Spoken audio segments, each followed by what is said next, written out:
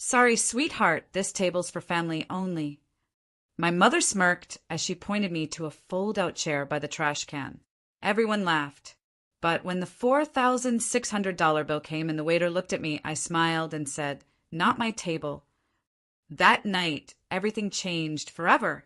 The maitre d' smiled as he pulled out the velvet-lined chairs one by one for my family, each seat facing a candlelit table adorned with crystal glasses and gold-trimmed menus. It was the kind of restaurant you only visited once a year, if that.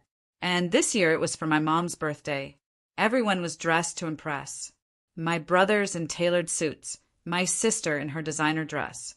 I had saved up for weeks to buy a simple black outfit and heels just for this night. I walked in a little late, just 5 minutes, and smiled, scanning for a seat. My mom's eyes met mine. Cold. Calculated. With a smug twist of her lips, she motioned behind her. "Oh, sweetheart," she said, loudly enough for the whole room to hear. "This table's for family only." I blinked. Confused. She pointed to a lonely fold-out chair. One of those cheap, creaky metal things. It sat awkwardly beside a service station, right next to the swinging kitchen door and a trash bin. Laughter bubbled from my siblings. My aunt covered her mouth like she was trying to hide a giggle. My dad didn't even look up. I stood there for a second, heart pounding, face burning, waiting for someone, anyone, to say it was just a joke. That, of course, I had a place at the main table, that I belonged. But no one did. I nodded, bit my lip, walked over, and sat on the cold chair without a word. My view was of a stained wall and a busboy emptying food scraps. Behind me, I heard the clinking of glasses and loud laughter. Not once did anyone ask if I was okay, or if I even wanted a menu.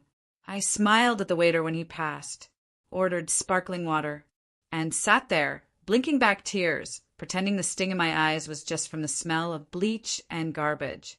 That night, something shifted in me. I didn't know it yet, but that chair, that exact moment, it wasn't my humiliation. It was the beginning. They say you never forget the way your mother looks at you. And I never have, because my mother didn't look at me with love. She looked at me like I was extra, unnecessary, an inconvenience she had to manage. Growing up, our home was picture perfect on the outside.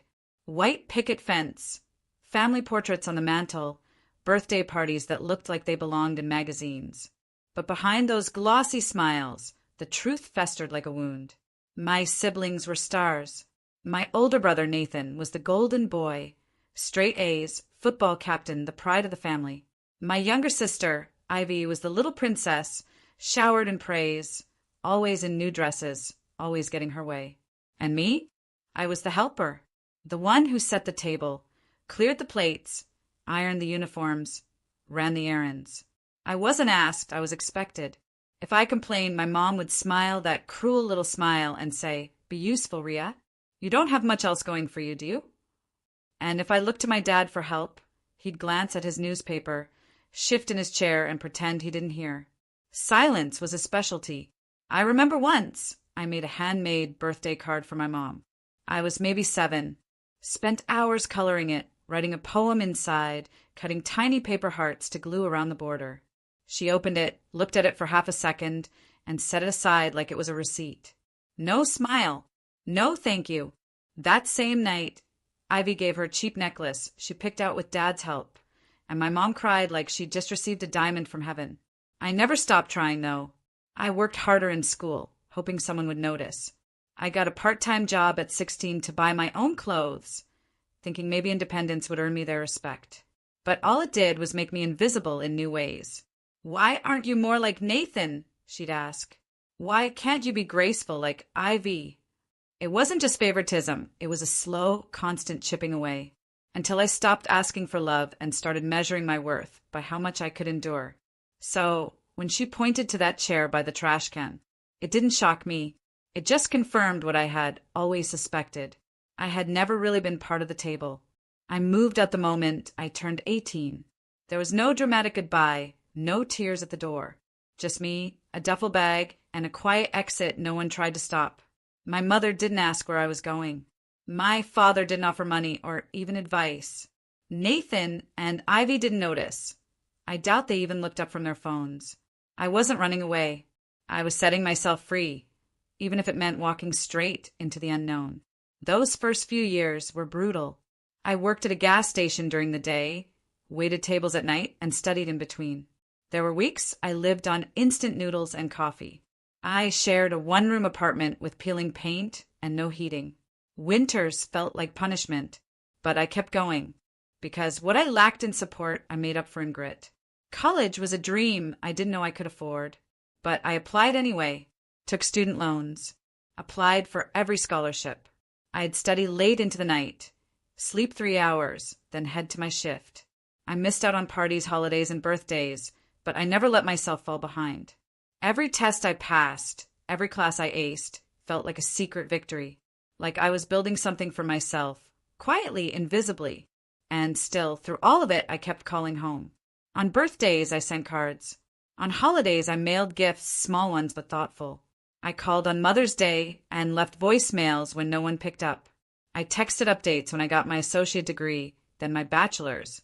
No replies, no congratulations, just silence. But I didn't stop, because somewhere inside me, that little girl still hoped for her mother's approval. Still believed one day they'd look at me and see more than the helper, the errand girl, the ghost in family photos. I didn't need them to applaud my struggle.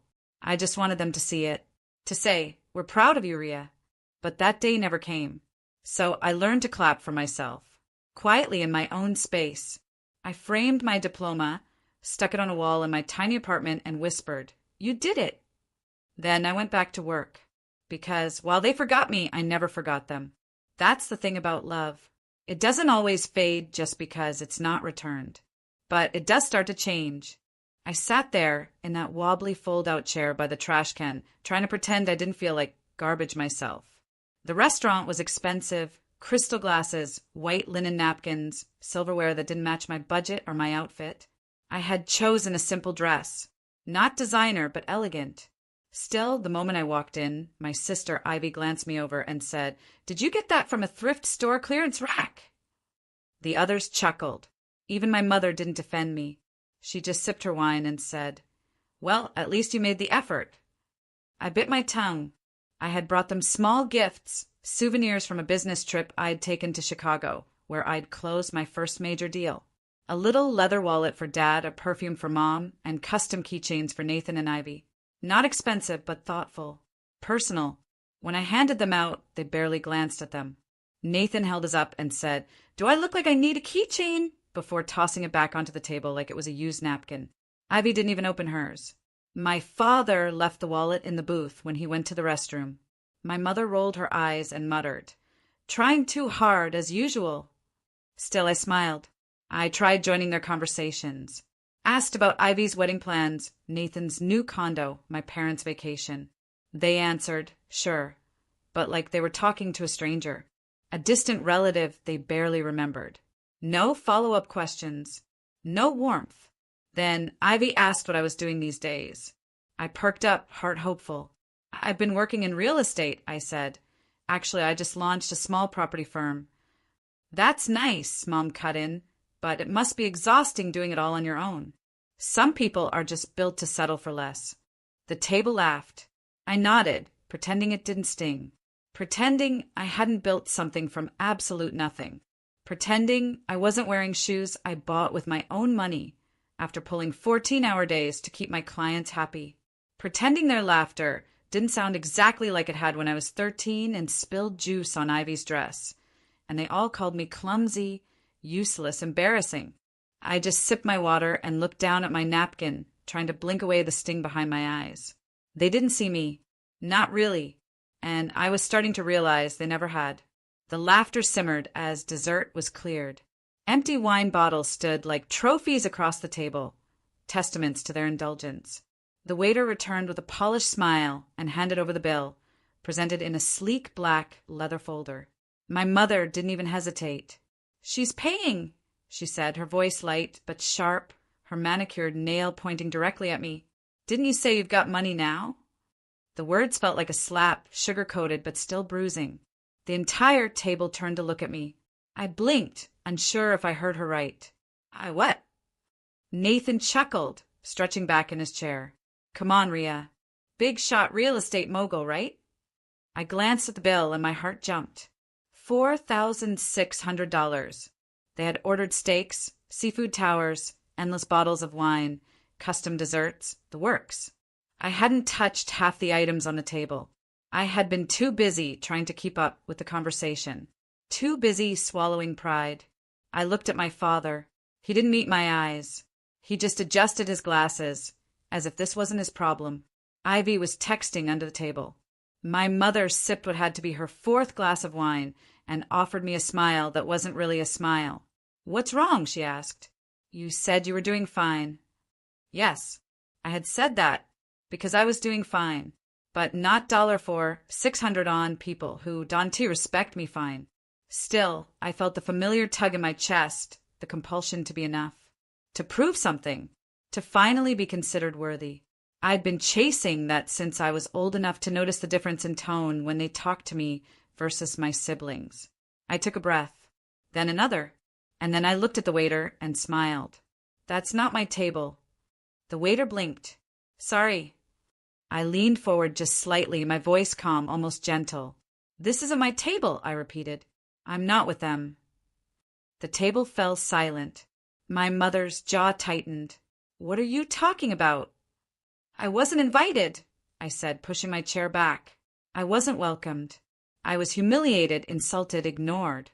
"So, no, I won't pay for this dinner, because it's not mine. None of this is mine." I stood, smoothing down my dress. Nathan scoffed. "Wow, dramatic much?" I didn't even look at him. The waiter looked from me to the others, unsure.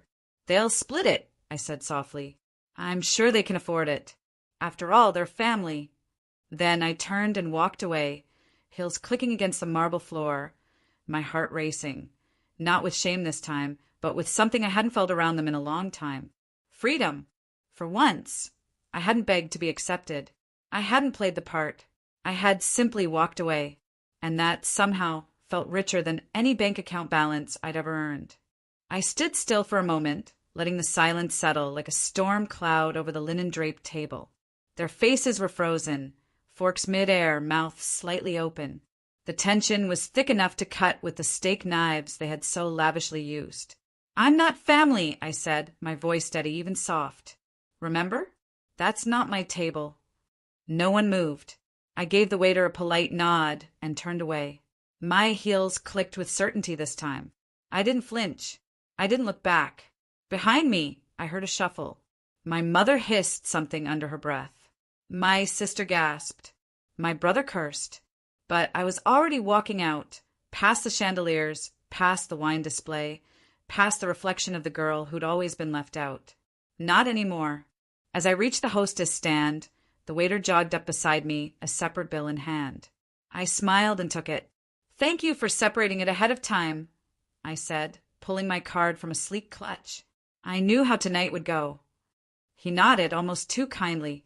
"You don't deserve that." I shrugged. They've been rehearsing that act for years. I tipped generously, enough to make his eyes widen.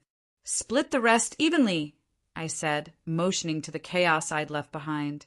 "They're family, after all." As I stepped outside, the crisp air hit my skin. It felt like the first deep breath after years underwater. I didn't cry. I didn't second guess. Inside, I could imagine the scramble, the confused calls for the waiter, the arguments, the way my mother would twist it all later to make herself the victim. But that wasn't my concern anymore. Not my seat. Not my laughter. Not my debt. Not my table. I walked to my car, unlocked the door, and for the first time in years, felt entirely in control of the story they once wrote me out of. And, I wasn't done yet. Exactly 1 week later, my phone rang. I stared at the screen. Arjun. My brother. I let it ring. Then again, this time it was Mom. Then my sister. Then Dad, who hadn't called me in over a year, and even then it was just to ask if I could pick up dry cleaning while I was in the area. I didn't answer. Not a single one. I was in the middle of something far more important. The glass conference room was buzzing with quiet energy. My legal team sat across from a room full of suited executives, pens in hand. The final draft of the acquisition was in front of me. I flipped through the pages, calm and focused, my signature moments away from closing a deal worth 7 figures. My small but mighty startup one I'd built from scratch between night shifts and student loan payments, was being acquired by a national brand. My platform had taken off. Investors saw the potential. But more than that, I saw myself. Fully. Finally, my phone buzzed again. This time a message popped up. They'd charged our cards, but it wasn't enough. Restaurant filed a report. So we dined and dashed. Can you call me back? Arjun. I didn't. They thought I'd pick up because I always had. Because I always bailed them out, cleaned up their messes, quietly swallowed the shame they fed me at every gathering. But that Rhea? She no longer existed. The truth is, I had anticipated this. When I walked out of that dinner, I left them not just with the bill, but with the weight of their own entitlement. They thought they were punishing me with that fold-out chair. They didn't realize they were handing me the microphone. Another message came in. Mom says you owe us an apology. You embarrassed us in public. What kind of daughter does that? I nearly laughed. Apology? What kind of mother mocks her child and sits her next to garbage? What kind of family laughs at one of their own just because she wore a dress from clearance and not couture? My pen hit the final page. I signed. I smiled. My life, my real one, had just begun. Later that night, I opened my email. Dozens of missed calls. More messages. One even read. We were going to invite you to Mom's anniversary dinner. But maybe next time don't be so sensitive. Sensitive. That's what they always called me when I cried after being excluded. When I left the room to gather myself. When I dared to say that hurt. But I wasn't sensitive anymore. I was successful. And they were just loud. I closed my laptop and poured myself a glass of wine.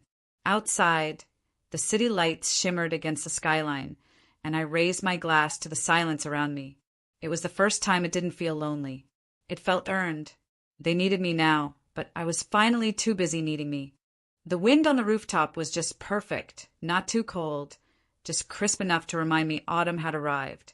Golden string lights danced overhead, and jazz hummed from a live trio in the corner. The skyline stretched behind us, bold and breathtaking. But the best part wasn't the view. It was the table. A long, elegant table covered in white linen, fresh flowers, and gold-trimmed plates. 20 seats, every one of them filled with someone who had seen me, valued me, chosen me. No one here smirked when I spoke. No one laughed at my outfit or asked why I thought I deserved a seat. Because here I belonged. Across from me sat my co-founder, Ava. She raised her glass with a grin to the woman who closed a deal and a door in the same week. Laughter rippled around the table. My mentor, Mr. Kaplan, nudged my elbow. You've always had it in you, kid. Just needed to stop waiting for permission. I nodded, quietly soaking it all in. The warmth, the peace, the absence of judgment. This dinner wasn't loud or overdone. It didn't need to be. It was mine. Every guest was someone who'd walked beside me through the climb. My investor, my roommate turned sister, the barista who offered me free coffee during my broke coding days, and whom I later hired to manage our new office. This wasn't about revenge. It was about recognition. I'd spent years begging for scraps at a table where I was never wanted, where I was placed beside trash, literally and emotionally. Now, I'd built my own table, and there was no fold-out chair in sight. Halfway through dinner, Ava leaned in. Did your family ever call again? I smiled. They did. Wanted to talk things out. Said they were hurt by how I acted. What did you say? I didn't, I replied, lifting my glass. Because you don't owe explanations to people who only love you when you're silent. Everyone nodded. They got it. Because they knew what it meant to rise above without ever stepping down to explain your worth. As dessert arrived, small slices of cardamom cake and handmade truffles. I stood up and tapped my glass. Thank you, I said, voice soft but steady, for seeing me before the world did, for clapping when I won, and for sitting at this table, not because you had to, but because you wanted to.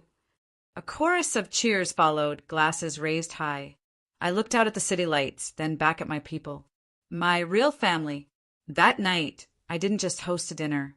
I reclaimed every version of myself that ever felt small. I rewrote the rules. I sat at the head of a table that didn't just hold food, but history, healing, and a whole new beginning. And in that moment, with the stars above and laughter around me, I knew one thing for sure. I was never the problem. I just outgrew their table.